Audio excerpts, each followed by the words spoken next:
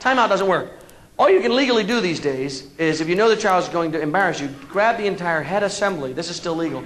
Grab the entire head unit and hold the entire thing shut until the offended party is out of range. Just...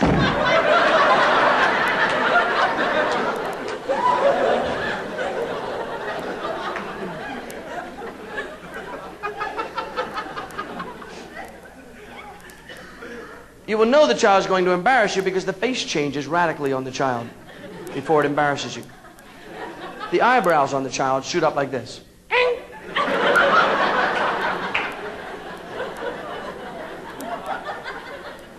In this position, the safety is off on the child.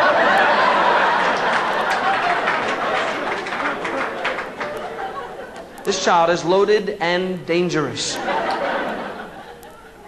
Now, we get to the grocery store, we get inside. My 4-year-old is now the biggest problem because he will not sit in the grocery store carts. These carts are designed by scientists with the children in mind, with the eyebrows in mind. They have little leg holes right here. If the leg holes are filled with the child's legs, the eyebrows are facing you, giving you that preemptive strike advantage. Because you see the face, grab the face and you steer with one hand. Come on.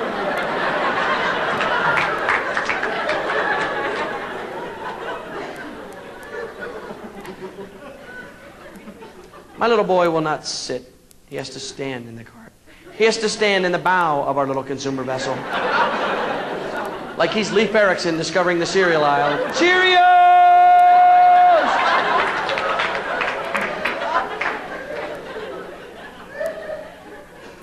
My kids have seen The Wizard of Oz 350 times. Any little old woman coming toward us, wearing any amount of black clothing, is to them, of course, the witch! Witch! Witch!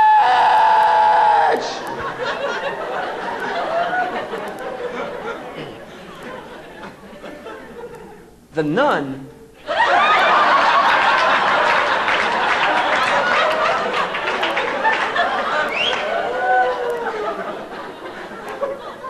was, let's just say, taken by surprise.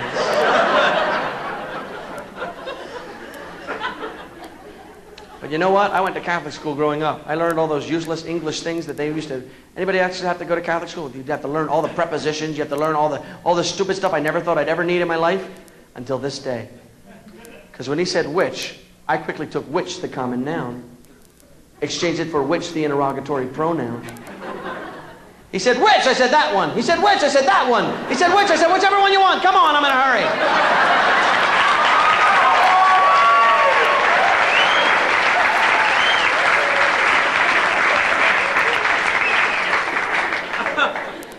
At which point, he threw water on her and said, melt.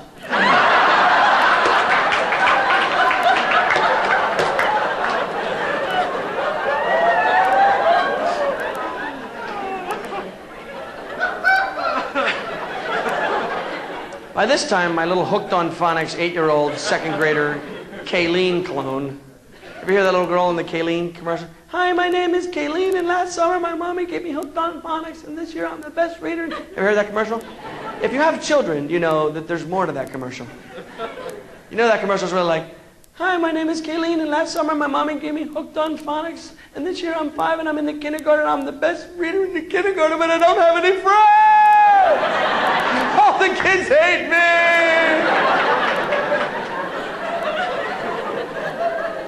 Truth in advertising. Well, as fate would have it, of course, we ended up in line behind the large woman. Like I said, you can't even say fat anymore. You have to say the gravitationally challenged is what you have to say. You have a list of all the words you have to say. Now, there are 2 people in line ahead of us behind the large woman, so I thought that was a safe buffer zone, you know. And so I started reading magazines like an idiot, you know.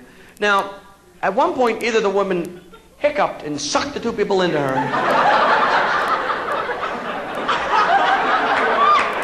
I'm not ruling anything out at this point. Read the book.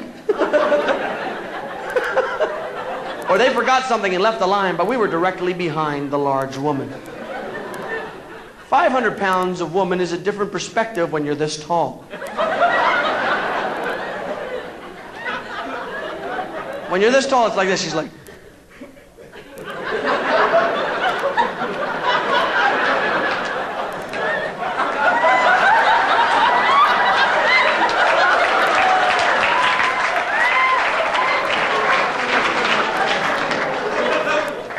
Now she looks up at me as if it's my job to explain how this eclipse,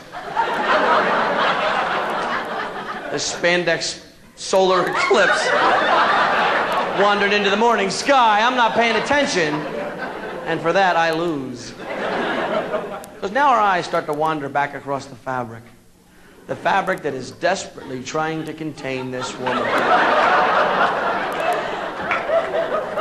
Till her eyes pause in the back of the lady's pants, where there's a straining seam.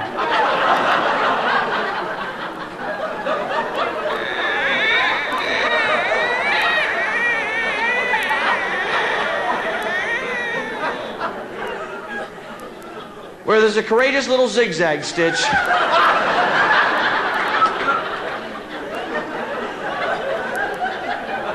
Contemplating its mortality. I think I can, I think I can, I think I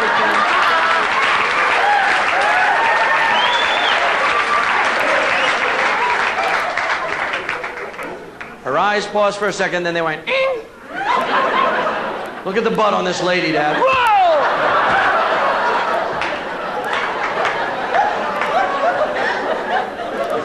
The magazine goes that way. I knock the tic-tac rack into the express aisle.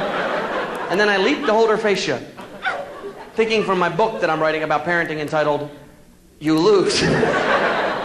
So I leap to hold her face shut. As I leap, it dawns on me the flaw in my plan. Because as I leap, it dawns on me that I am now roughly at butt level.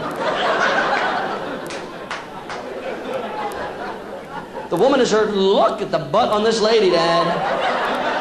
And by the time she wheels around, I'm crouched down, taking a survey, you know.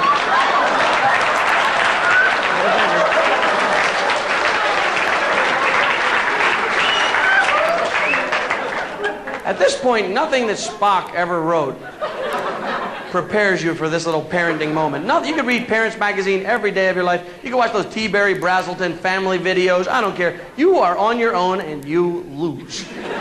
When you're behind a large woman and your child, there's nothing you could say that would make it better. I just thought I'd tell her to apologize, and I said, what do you say to the lady? She looked up at the lady and she said, my dad said you're chunky.